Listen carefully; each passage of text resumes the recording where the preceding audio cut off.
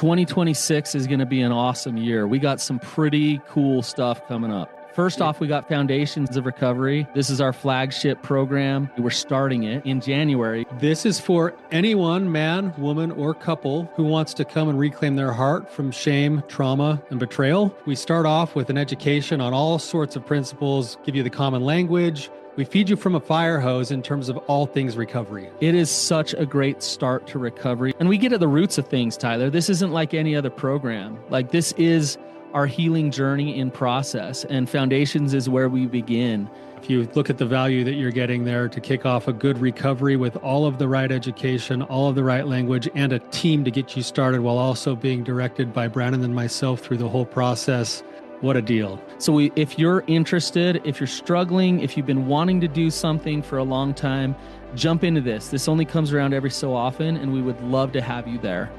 Click the link in the description to sign up for it. And to make it even sweeter, we're also including a raffle for a free pass to the Radiant Dawn retreat. Anyone who signs up for Foundations will be added to the raffle for that free Radiant Dawn pass. If you're a man and you sign up for Foundations, your name still gets entered, and you can give that pass away if you win it to any woman that you want to.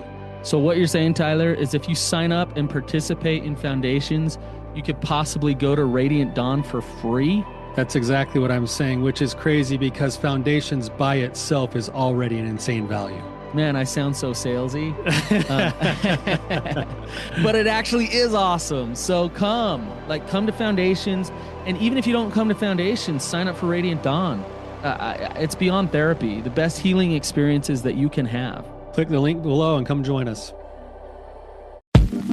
How can I become safe to the people I have hurt without rushing the process?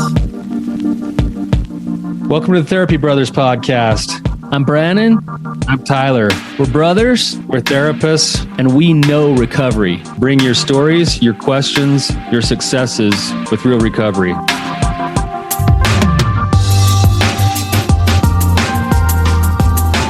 Hey, Tyler, you ready to have some hard conversations? Let's do it. Let the Therapy Brothers podcast begin. Brannon, what's going on, man? You look extra alive today for some reason. Dude, you freaking yeah. Oh man. I don't even know where to begin. What are you talking about? Oh yeah. Oh my gosh. So we show this video in our group. I have for years shown this video, and it's this dude who shoves his girlfriend off a 500-foot cliff. She's connected to a rope, but she doesn't want to jump off, and so he shoves her off.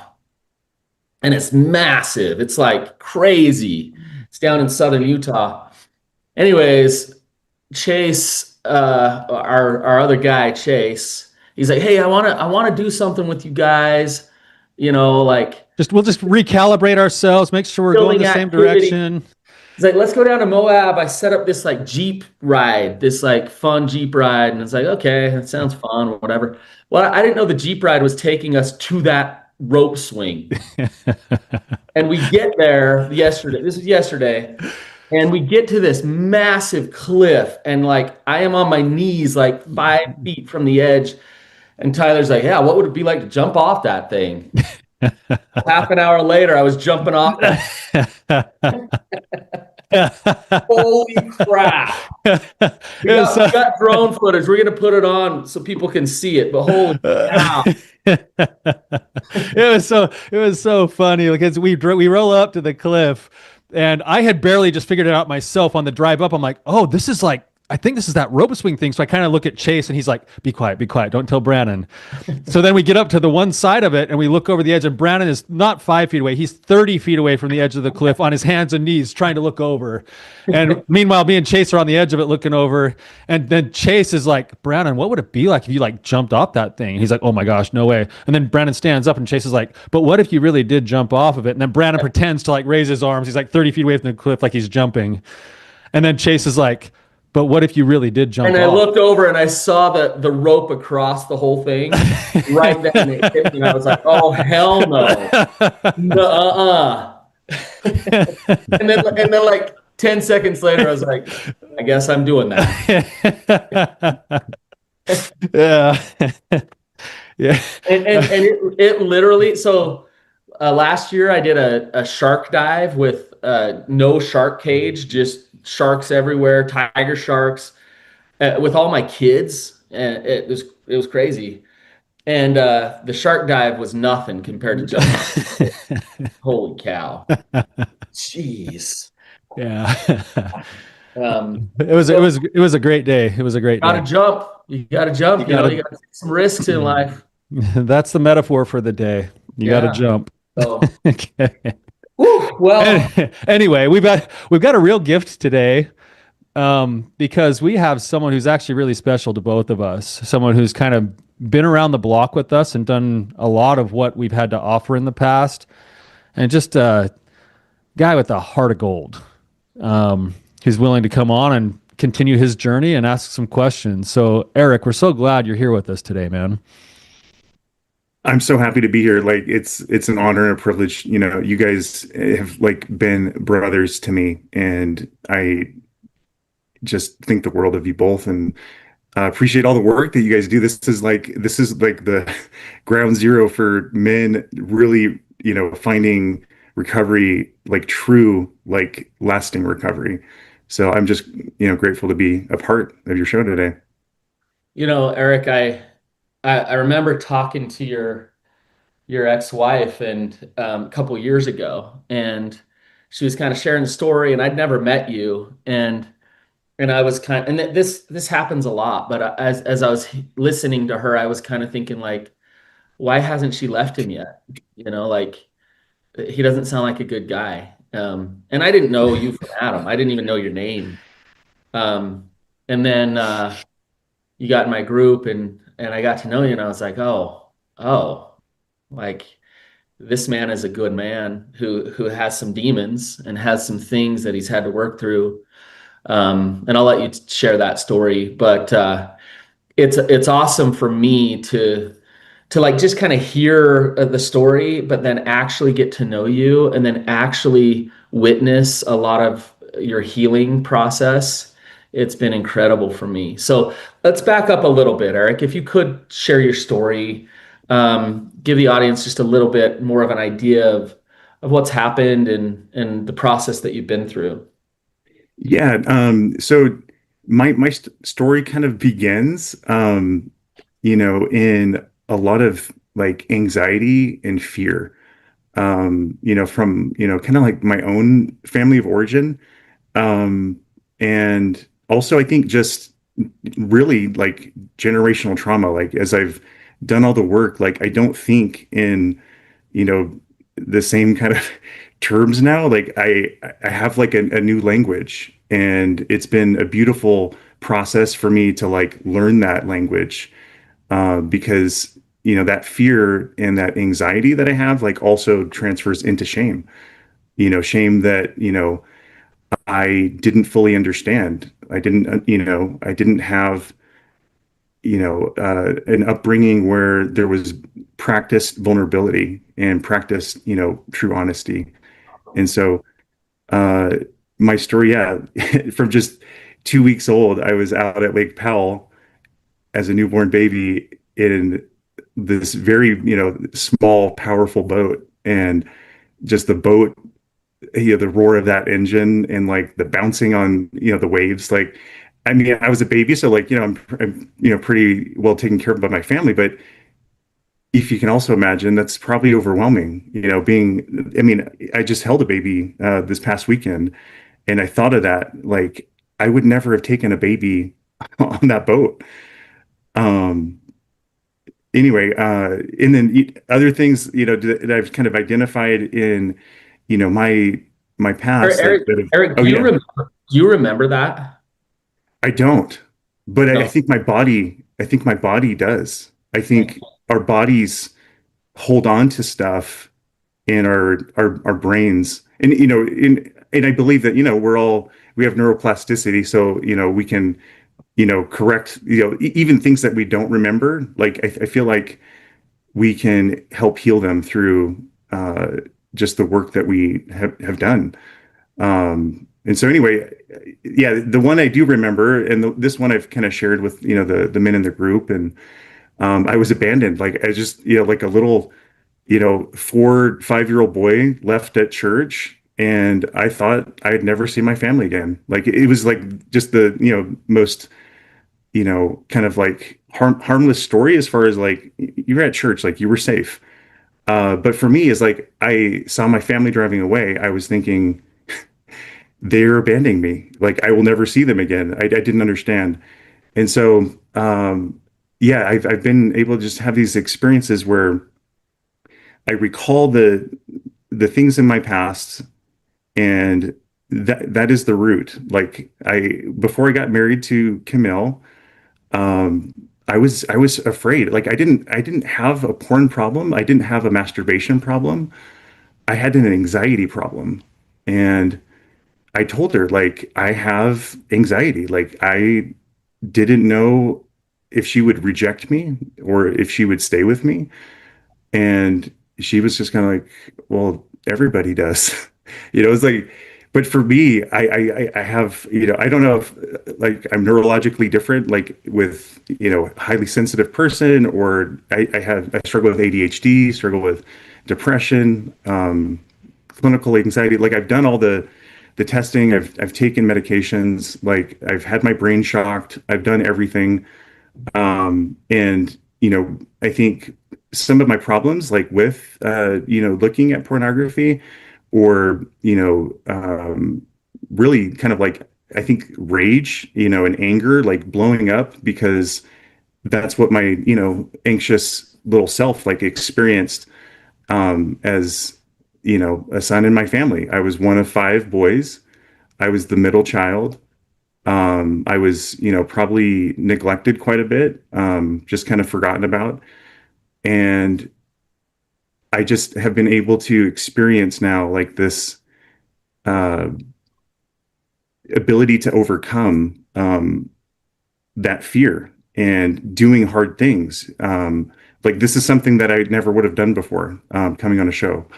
And basically, from that experience that I had, I unknowingly kind of did the same to my own sons, with a lot of high expectations. I kind of missed over that, that part of, my dad was very kind and loving, but then also when he was out of his window of tolerance, he was really, abusive and, difficult. And he, was never really vulnerable, even to apologize. And so with me and my kids, like I was just thinking, well, I'm father of the year because yeah, I did something wrong, but I would come back and I would say, you know what? Like I'm really sorry. Like I should not have done that. And I just thought, yeah, that's how you did things. Like, but it was, for Camille and, my sons, it was very challenging for them to feel that I was actually going to not come back and do the same things, like as I would lose my temper and be either verbally or emotionally abusive. And then with my sons, like there were times that I was physically abusive, just out of anger and not anything like super I guess aggressive, but at the same time, like I don't know what damage that caused them. And I can see that now. I can see those scars that I've caused on them. And it's just this ability now to kind of come to peace and come to forgiveness of myself. Because I was angry, like I was angry at myself, and I was projecting that anger onto my family and also onto my father and my mom. They were just doing the best that they can. And I'm able to forgive and have empathy towards others, but I've really struggled to have empathy and compassion for myself. And this Rising Suns retreat that I was just an honored guest. I was like the last one, I guess, to kind of sign up and show up. And Camille, like she had her time to go to Utah, like for some other things with her family. We live in El Paso, Texas. She was so gracious enough. I just said, I don't know why, but I'm supposed to go to this thing. We've remained very, close friends and, just co-parents. And she was just like, sure. So she, let me go. And the experiences that I had there were nothing short of miraculous as far as like really getting to the roots that you guys talk about on the show, the roots of your trauma. And that is where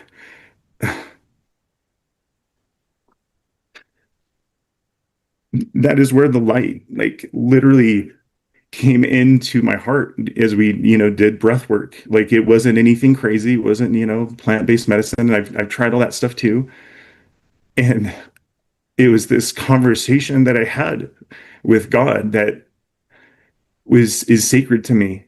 And and basically, yeah, the conversation was that your brothers are here, be with them, be present. And I've struggled to be present my whole life because I've lived in the past. Like I've tried to like relive things I should have done better. And then it's just like this constant cycle of just self-sabotage because of the roots of that fear and that anxiety and that anger, that I was left as a little boy. And I didn't deserve that. And then I hated myself because I wasn't good enough to be remembered. And I remember hiding in the back of my family car afterward just to see, to prove, if they would remember me. And that is a horrible place to live your whole life, to just hide and play small and not know who you really are. And I know that my faith is what grounds me, my faith in Jesus Christ. He is the reason why most of us show up for our families and do the things that we do because we love them, we want to serve them. And I have found that that is 100% my purpose, is to live in that integrity of love and service towards God and love and service towards my family and love and service now towards other men. Because I know that as I set an example for my own sons to continue to show up and love their mom, regardless of whether we're, married or not married, I'm going to be that example to them of how you treat and respect your mom and women. And I don't hold any, I actually have so much gratitude and so much love and appreciation, for this situation that I've been in. Like it's been hell, but the last 2 years, like I have had so much growth in so many opportunities that have been so uncomfortable and so just literally like the most pain that I've ever felt in my whole life combined. And I've been able to come through because of the community of men and because of music, just Christian, rock music. Like I just like love it now. And then through community, through, the great and amazing people and men that I've met. And then, to have 50 plus other new brothers added to, my Marco Polo. It's been such a breath of fresh air. Every day, I'm more excited to have those than reels or anything else that's out there. Like it's connection, and I recognize that vulnerable, honest, open connection about your problems with other men is what will heal you and stay and keep you on the path of recovery from anything that you're struggling with. And so, yeah, again, Eric, Eric, can I yeah, ask you a question? sure, And you've been on quite a journey, and I'm just wondering, your situation now is you're divorced, correct? yeah, And but you're still close with your ex. You're, like you say, good friends still.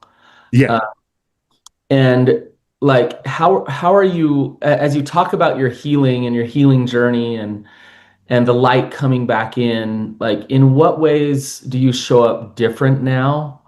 In your relationship with her, but also in your relationship with your kids, like And what things are you noticing that are different for you now that you've gotten some answers and felt some things? I think what's different now is this ability just to feel intense peace and love for my boys and just being present and my and with Camille as well. As much of I guess a connection as she allows, because I'm still like I love and adore her. Like I have not lost that. Like and and I know that I can't force that. And I have to just surrender that she needs to have her time to do her own thing. And I think in the interim, like I have been really focusing on being the best man that I can be and the best father. And I'm not perfect. Like I, still make mistakes and I still show up at times where, like Kimmo had said in, her podcasts, that there's still threads. Like I'm still human. I'm still gonna, start to like, but I recognize it much sooner. Like there's, physiological things that are happening and I can kind of tell like as I'm doing, exercise and like eating, better and doing my own self-care, like I have more of a tank, a reserve that I can kind of pull from and I can kind of know like, hey, like, and I am teaching my kids like the same things that I'm doing. Like I've been doing sauna and cold plunging and like walks with Jesus in my neighborhood. Like I'm getting my kids to be engaged in, and I've created just like this really safe environment for them at this little house that I'm renting, which is just maybe 5 minutes from where Camille is, and they choose to be here with me a lot, and it's just been this beautiful moment for me to like really nurture and care for them and model healthy masculinity as I'm explaining what's kind of happening in them as I kind of see parts of me in them. um so yeah, I think it's been definitely a much safer and much healthier experience.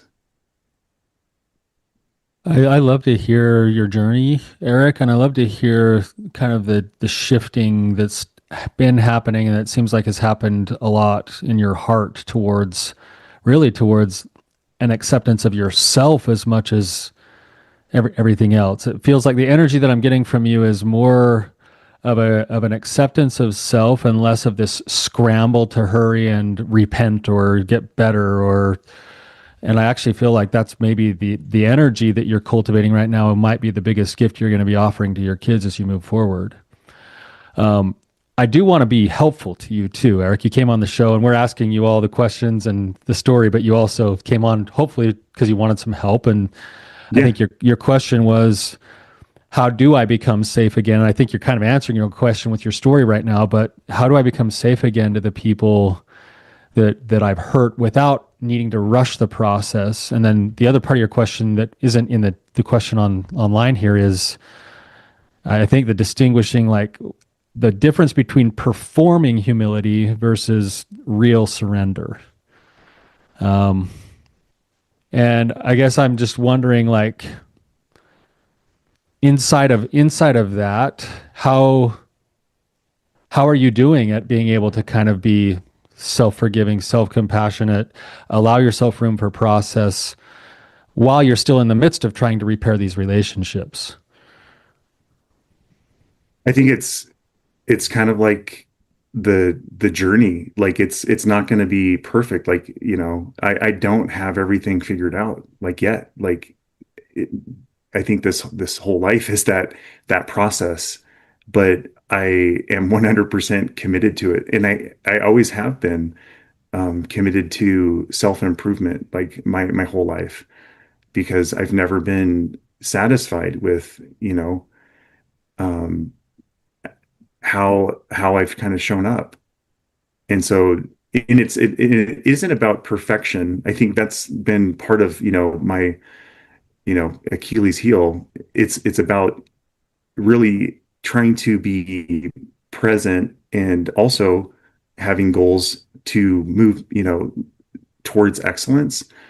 Um, yeah, there's so much information out there, and you can get lost in all the different information and self-help stuff. But it really, for me, comes back to Jesus Christ. As I focus my time and my energy towards Jesus Christ, and kind of now that some healing stuff has happened, I don't need to be 100% all the time in the mix of like the healing and all the other things. Like I just need to embody what a life as a disciple of Jesus Christ would look like. And that is, again, love and service to everybody that I am in contact with. So I just think, I'm going to out Tyler here. You had like inquired about the retreat, and Tyler's like, "Hey, Eric wants to sign up," and I was like, "Yeah, get him there. Like, we want Eric there." And I think Tyler dropped the ball a little bit. I did drop the ball bad on you, Eric. In fact, I reenacted your childhood trauma, I think. oh my God, I didn't even think about that, but yeah. But if I knew you were in the back of that car, I'd come looking for you, Eric. Oh, thank you. I appreciate that. And I think I've told you this, Eric, but like you know why I wanted you there, right? Yeah, you had told me that I have a peace about me, and that was like the single most beautiful thing that anyone has ever said to me. And I truly appreciate that, coming from, a person that I love and admire. Brannon, thank you. Yeah. I don't know, Eric. It's like when the shame and the trauma starts to clear, you get to just show up as you, and God made you for something. Um, and so I've been blessed to witness you in real vulnerable situations with other men. And there's this peace about you. There's this like quiet strength about you that can really give love to others. And so like when Tyler's like, "Hey, this Eric guy reached out," I was like, "Get him there." Because and that's exactly how you showed up at the retreat, even more so than I've even ever seen. Um, and I think Not only did he show up at the retreat, he brought his own portable sauna.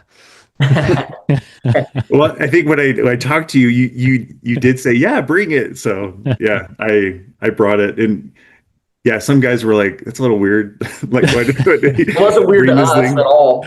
Yeah, but yeah, the men that went in there had, yeah, an incredible experience. And yeah, it's very connecting, the sauna experience. And that's one of the things that two of my older sons like absolutely love, and we do that like literally every night that they're here.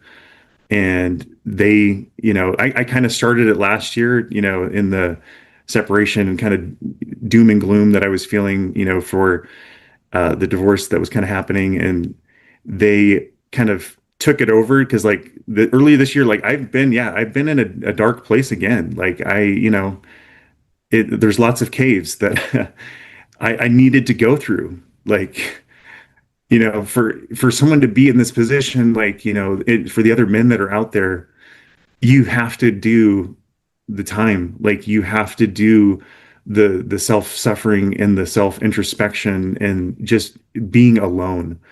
That was what I feared the most. And that is what I had to do. But I didn't have to do it because I had amazing sons that would just come and do whatever crazy stuff dad was doing, getting into, hot, sauna tents and like ice cold water. They did it with me. And I just like more than anything, I just love and adore my sons. And I'm trying to father them now the way that I should have been fathering them all along.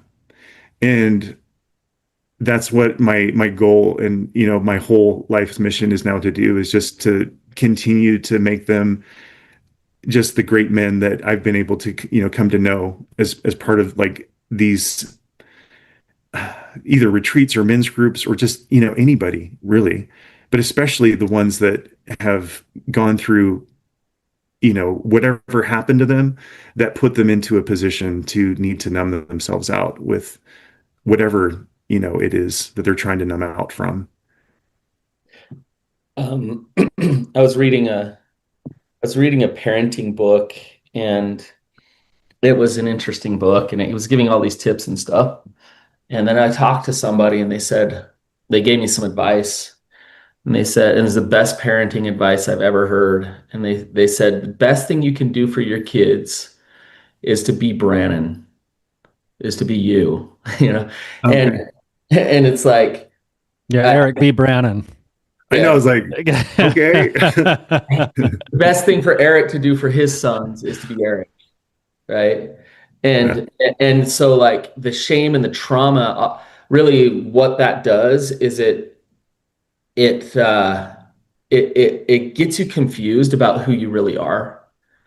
And then you start acting out in these different ways and trying to prove love, over apologize, all this stuff, right? And what I'm hearing from you, Eric, is finding this peace within your soul of knowing who you are. And it's an energetic thing. When you show up with your boys, if you want to father them with confidence and peace, then you know who you are and you show up as Eric. And that's what they need from you. That's what it sounds like you're shifting into. And it sounds like it's like really paying dividends for you to do your own personal trauma work, for you to connect with these other men, for you to find some peace and healing and feel that light again. It's the best parenting work you could possibly do. Well, and as a result, to cultivate a new relationship with Christ. Yes. I think that's part of like at the core of your question, what Brannon's saying, Eric. I'm going to take it just a step further and you can tell me what you think of this. How do I help become a safe man again to the people I've hurt without rushing the process or performing humility versus real surrender? And I would actually say what Brannon's describing, it's a different way of looking at humility. But what if humility was an actual radical self-acceptance? What if humility was knowing what I'm good at and accepting it and throwing that light out into the world, and knowing what I'm weak at and being committed, using my agency to work on it? And then the surrender part would be giving all of myself, both the positive and the negative, back to my relationship with my higher power, in your case, Christ. And when I'm doing that, I am the secret ingredient now in the lives of my children. My children get to see and partake in all of my strength and all of my goodness that I've been putting under a bushel for years because of my shame and trauma. And I was talking about this with Brannon this weekend while we were on our trip. It seems that one of the greatest gifts we can give our children is how we handle the aftermath of one of our negative traits coming out on them. And maybe I snap at my daughter over something and I lose my cool because I have a human moment and I didn't regulate my emotions. And in the aftermath, I go to her in my humility and say, hey, that was outside of my character and I'm really sorry. And I should have said this or done this instead of that. And here's the boundary still, and here's how much I love you. How often do your kids be like, nope, sorry? Our kids are like, whoa, like dad just said he was sorry and I love him still. And that's what real humility is. It's just pure self-acceptance. Yeah, I love that.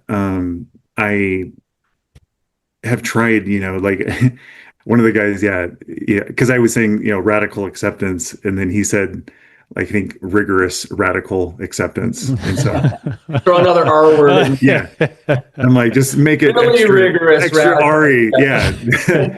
And so I really, love that, because it is like, it is humility just to be who God has made you to be and to not perform. And that's been like, part of like me too, thinking that that's what I had to do to get what I wanted is to perform.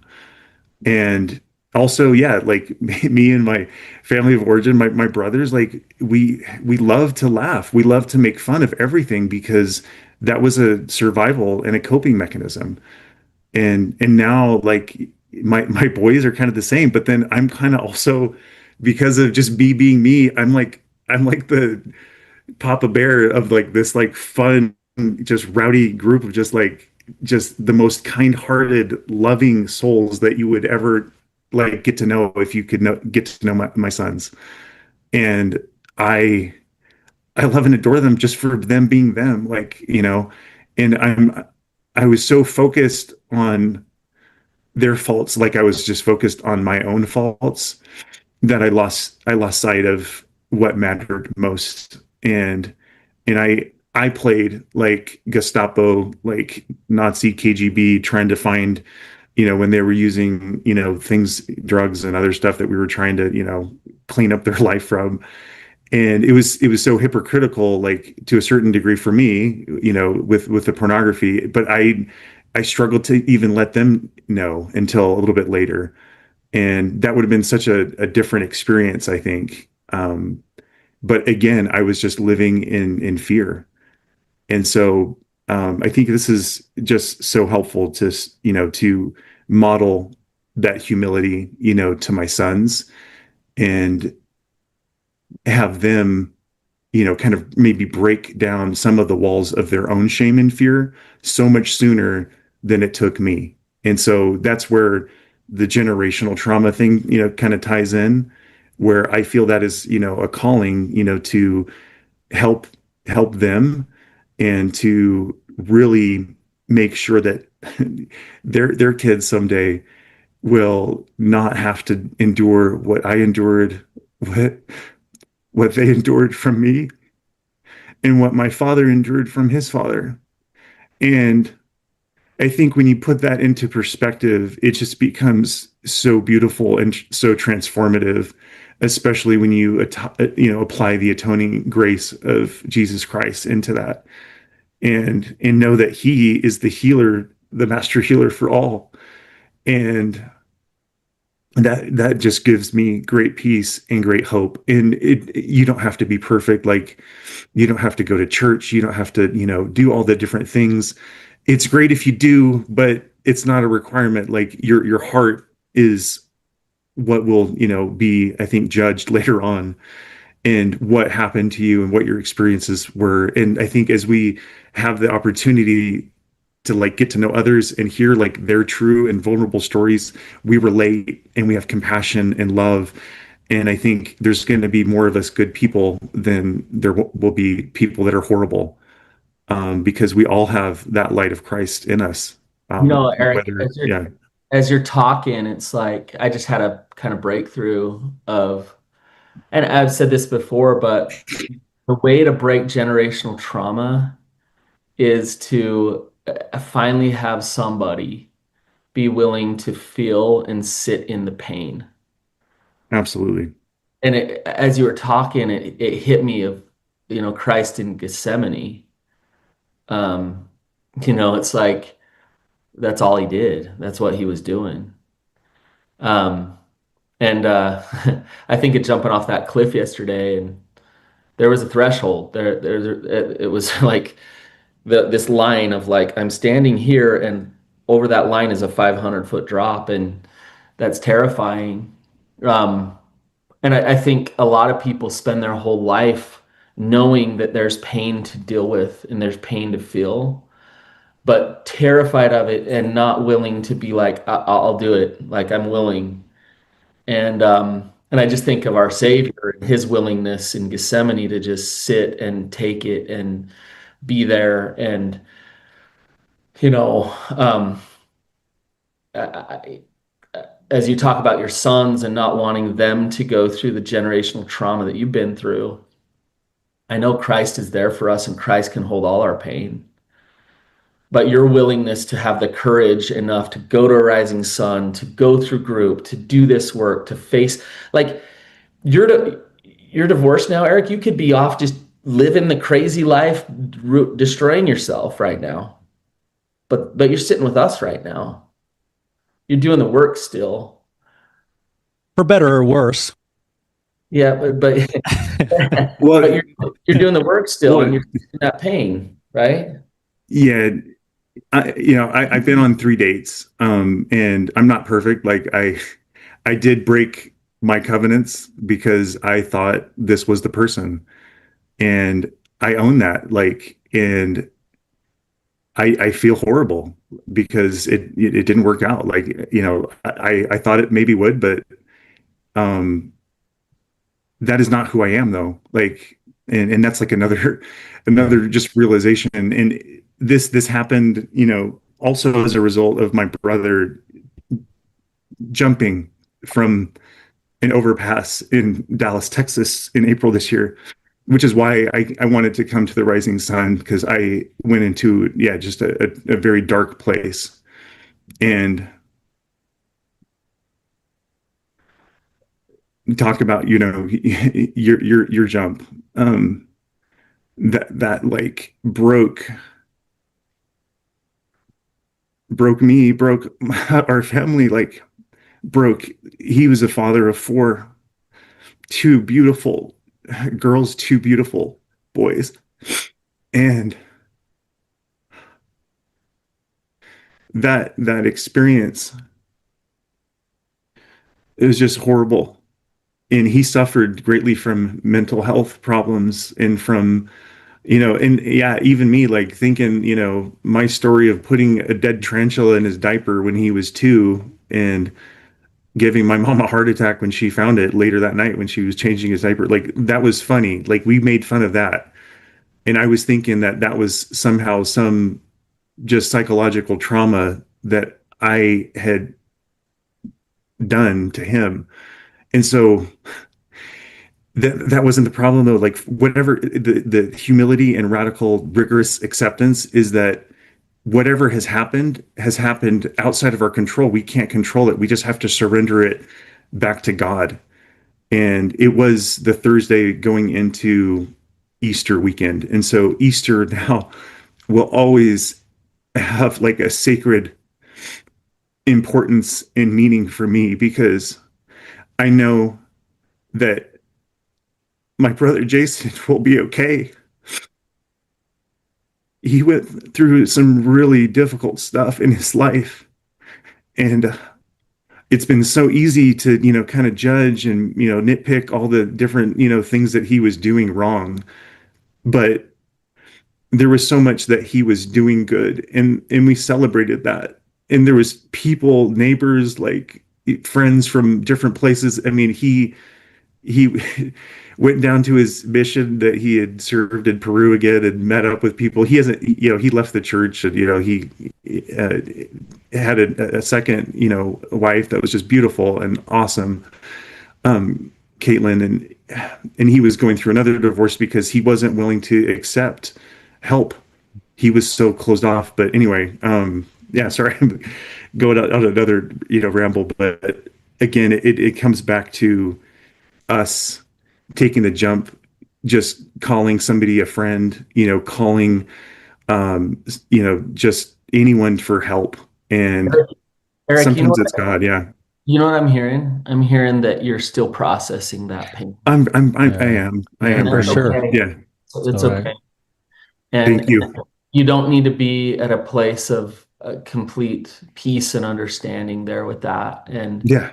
And and you're in the process of that. And I just want to say to you, like, I'm so sorry to Yeah.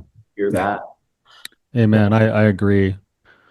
I know we're out of time here today, but I want to just add one more thing to kind of where the conversation has gone today, because I see you this way. Brannon and I were listening to a talk by Carl Jung yesterday, and he was talking about empaths. And I see you as an empath. Brannon and I are empaths. Yeah. And we're kind of misunderstood, but something that Carl Jung really stood out to me, and it goes along with how do I become the kind of man my kids need, or like how do I help heal, or how do I break this generational trauma? And in the talk, he talked about specifically generational trauma and the value that an empath has on breaking generational trauma. And what he said is the empath becomes the mirror and the one who can hold and reflect all of the pain that nobody else would like to acknowledge. And then he said 3 things go along with being the empath and breaking your trauma, the generational trauma. It's being able to go into a dark place with somebody and to say, I see you. I'm not leaving you. And I'm not you. So here I am offering, and you used the word earlier today, I'm offering my full presence to you while I'm allowing you to still be you, and I'm not going anywhere. And I'm the one who can help hold and reflect some of this stuff that most of us don't like to look at. And I can hold my shape there. So thank you for your sharing today. I'm sorry to hear about your brother. Eric, I know that that's still an ongoing process. And I imagine that even telling the story of the tarantula, there's something inside of you that's still working itself out. And I just want to say that I see you and I see that work happening. You got a couple comments from the chat here. I'll just share and then we can wrap it up here. But number 1 is The Undertaker said sauna time was awesome. And we got another one from Ed that says, I love you, Eric. Thanks for sharing your story. I'm lifted by your dedication to live wholeheartedly. So, man, Eric, I love getting those comments from you guys, and you guys see your brother here, and I love that. Like, it's really beautiful. So, Eric, thank you so much for your willingness to come on and just share you, just to be you. And what a gift it is for me and Brannon to know you. Likewise, I love you guys. Yeah. What a way to start the day. It's good talking to you, Eric. And definitely do not be a stranger with us. So. Come on back with another question in a couple of months. Yeah. I would love to, check back in. And, like literally miracles are happening in my life right now. And I feel so blessed and so much gratitude. So thank you guys again for all you do. And thank you to all my brothers that'll be hearing this podcast and giving me feedback. So love you guys. You guys, if this was helpful, or if you just want to shout out to Eric and give him a little bit of love and support, you can leave a review and you can share this episode. And until next time, keep on keeping on.